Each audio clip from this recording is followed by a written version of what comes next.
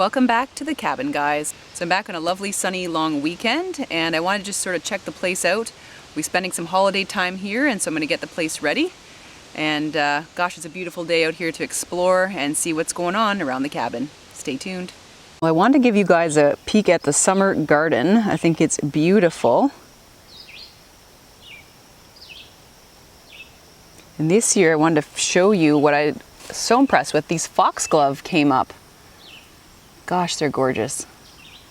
Sorry, it's a little washed out with the sunlight there, but oh, these are excellent. Love these things.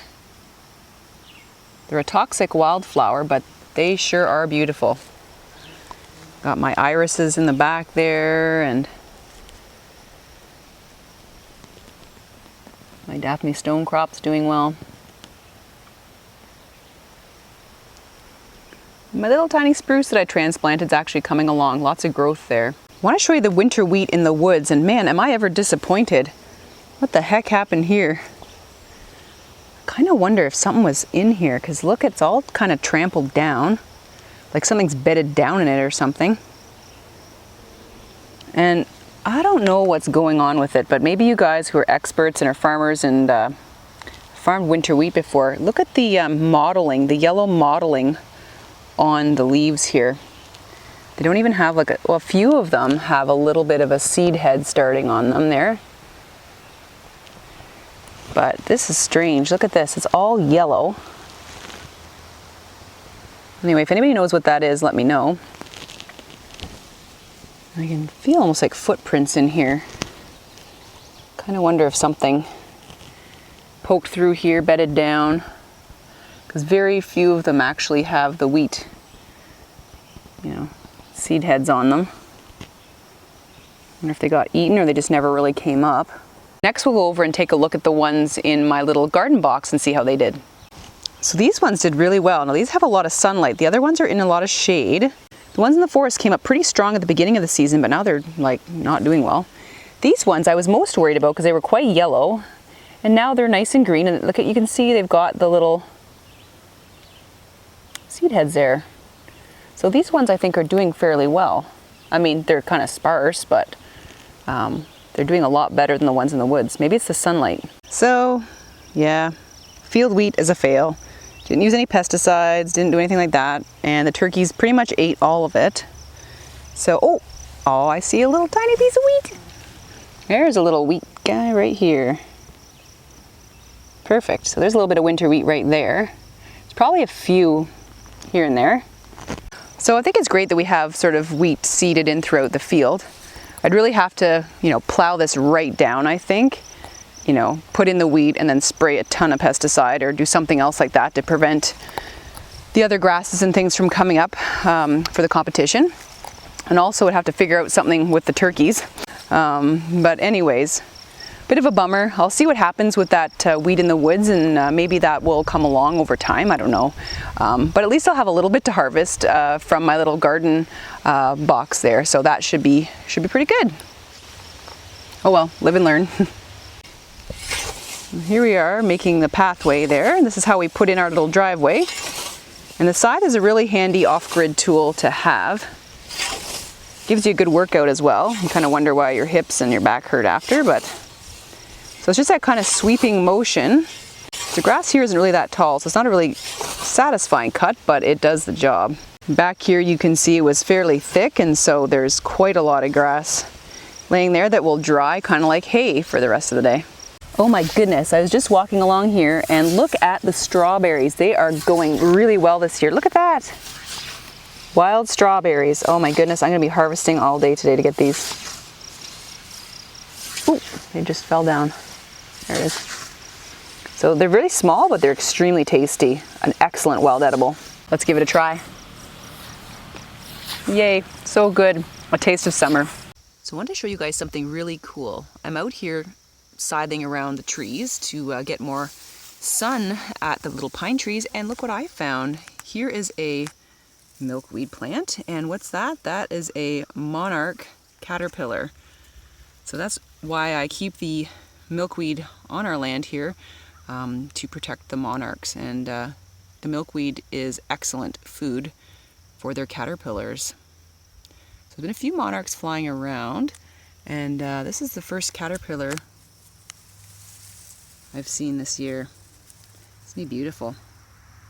The milkweed plant has latex in it, and when these guys eat the latex, that makes them toxic to predators like birds and things like that. So that's a great way how they defend themselves. Well, I'm going to head out on a hike now that I've sort of done a little bit of a tour of how the garden and things is going. And I'm going to go check out the trail cams and just see what else I can see today on the property.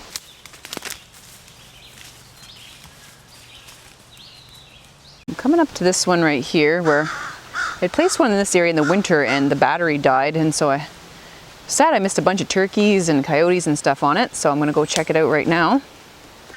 Well, here's a great picture, guys. Look at that. It's a porcupine. That's awesome. Looks like that happened at the end of May there.